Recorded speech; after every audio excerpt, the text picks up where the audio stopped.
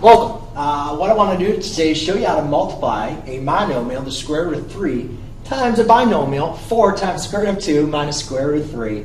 And we're going to have a little bit of radical numbers in here. So you can see we have the square root of 3 and the square root of 2. So quick thing to remember is whenever we have a number, it doesn't matter what kind of number it is. Anytime we have a number outside of our parenthesis and we don't see an operation, we know that we're going to be using multiplication. Now it's really important that inside this parenthesis, since I have two terms separated by a subtraction sign, I am multiplying this square root of 3 times both of these terms. So we've got to make sure that's very careful, and we use that thinking by knowing the distributive property. So if A is a number times B plus C, or if it's B minus C, it doesn't really matter. I got to make sure I'm multiplying A times B and A times C, which is going to give me AB plus AC. So here I'm going to do the same thing. I'm going to have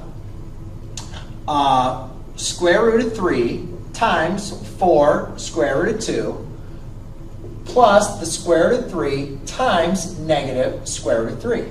Now what I'm going to do is I'm going to use a little bit of associative property to rearrange these. So I can only multiply my radicals by each other, and so therefore I'm going to rearrange this to 4 times square root of 3 times square root of 2 minus the square root of 3 times square root of 3.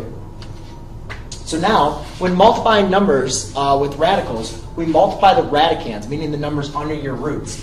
So 3 times 2 is going to be 6, minus 3 times 3 is the square root of 9. Well, I can simplify the square root of 9 into 3. So I have 4 radical 6 minus 3.